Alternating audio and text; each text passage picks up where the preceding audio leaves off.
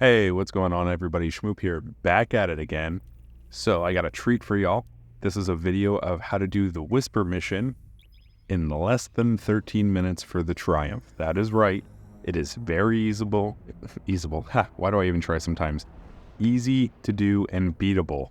I guess together that makes a new word, easyable. All right, we're going with it.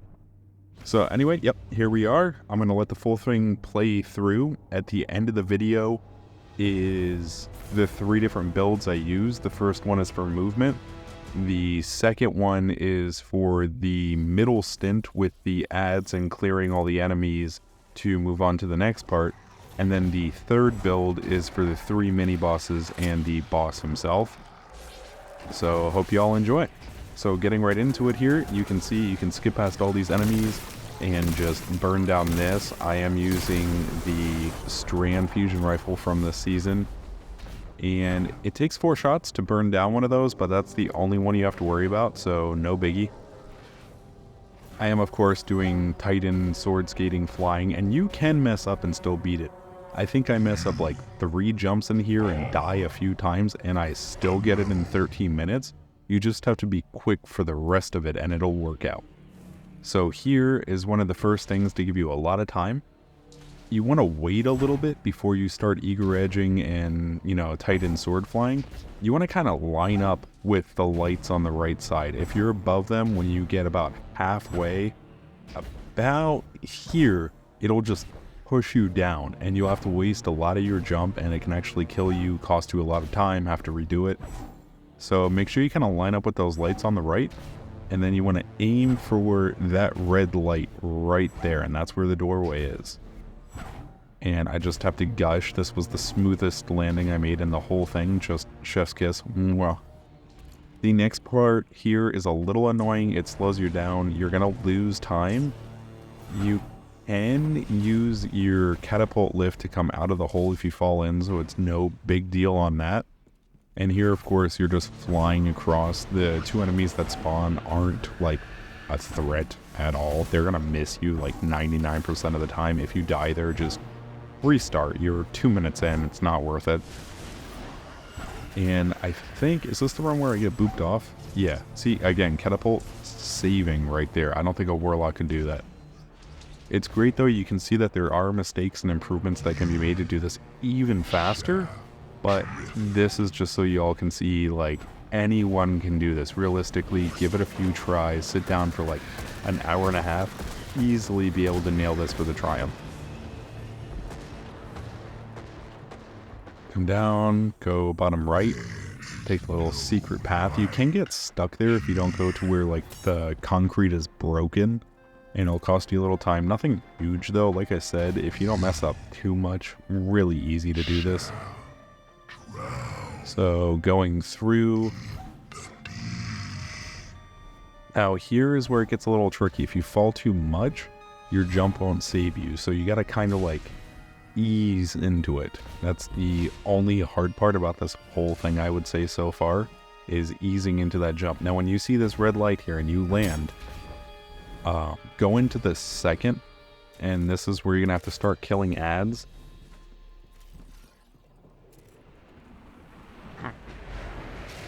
Excuse me. This is annoying. If you run too fast, it'll mantle you into the wall, cost you a little time, but overall not bad. Slide picks up for it. And here you have a bunch of Thrall, which are really easy.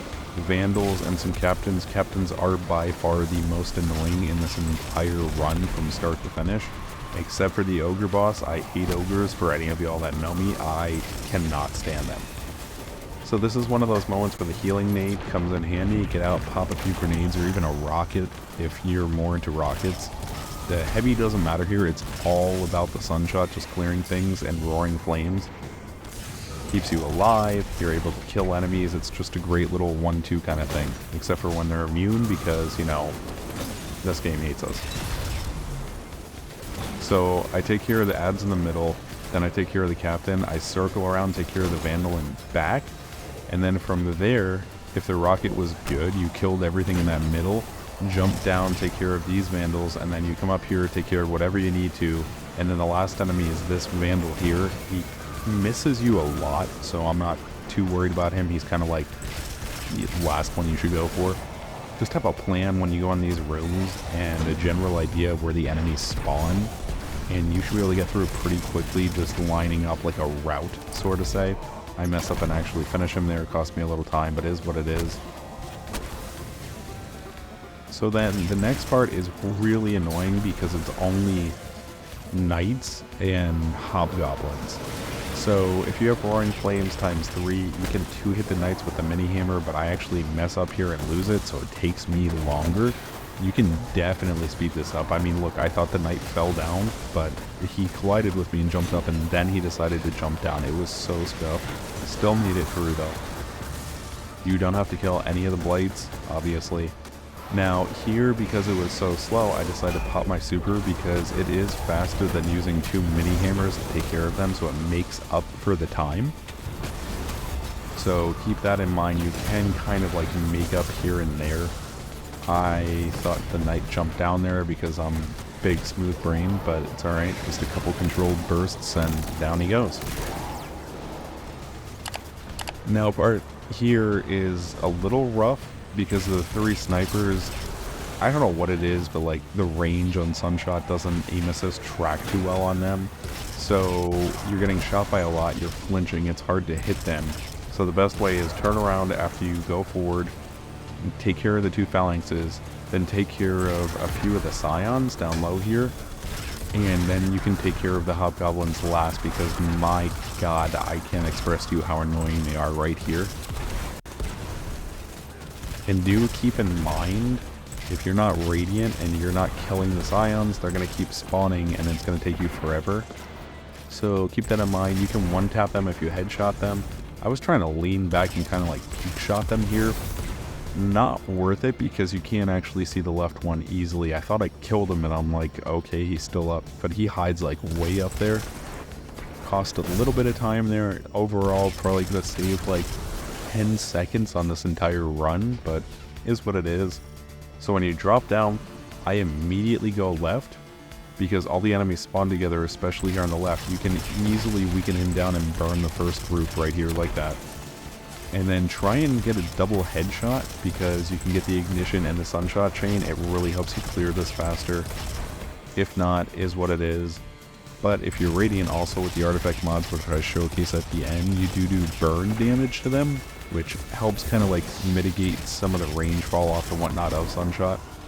So here you go. Now switch over to the 3rd build, which I am personally using Dragon's Breath. Love it.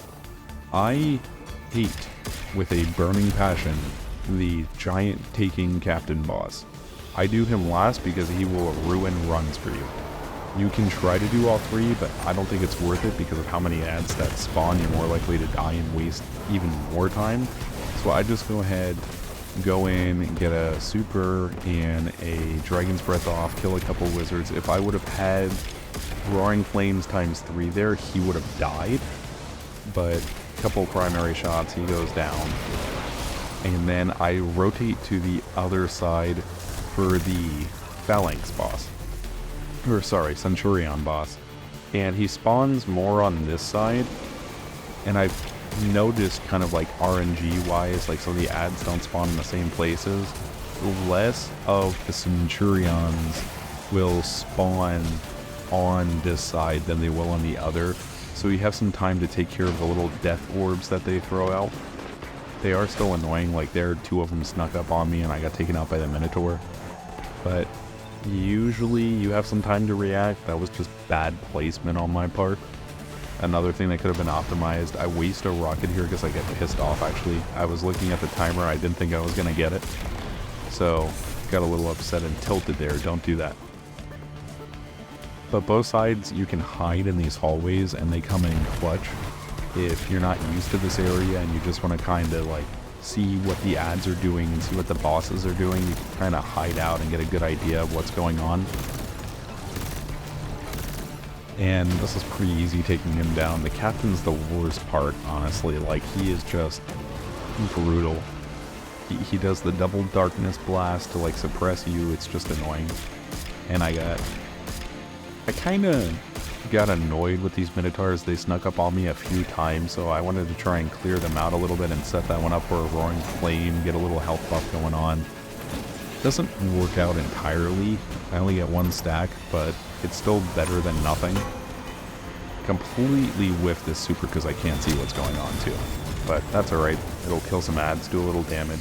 Again, optimization in total probably could have saved another like 10 seconds in these boss encounters, so 20 seconds overall, which is huge if you're going to like record or anything like that. But again, I'm just trying to showcase that even with mess-ups, you can still get the triumph and be part of the cool kids club. And we all know Destiny is all about them triumphs and being like, yeah, I did that. So now here comes the Ogre. You want to use 2 pieces of cover specifically to burn down the wizards. I fail with the one later on and cost me some time, but you can easily see that his blasts will project you everywhere. I almost die from them. Healing Maid, so clutch.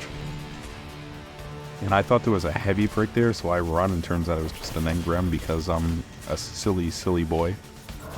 So you can see 2 taps will take down the shield, but I messed up there, and I wasn't reloaded, so I couldn't follow up, and then they go run and hide, and it eats up time.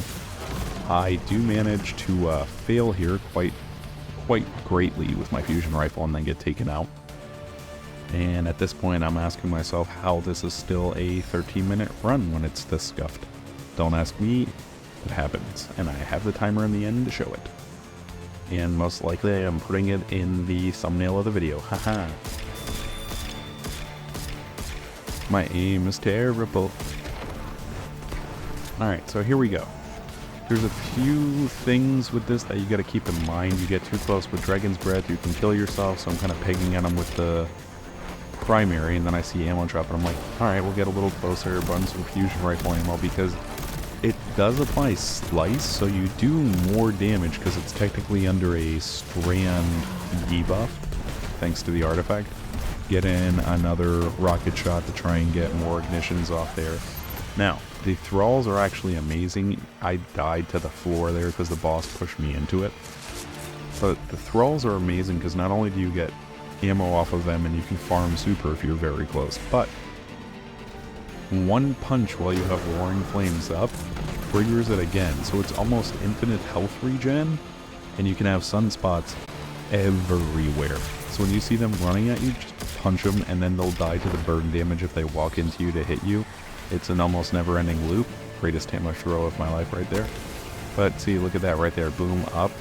And it does buff your super, so hang on to it for that.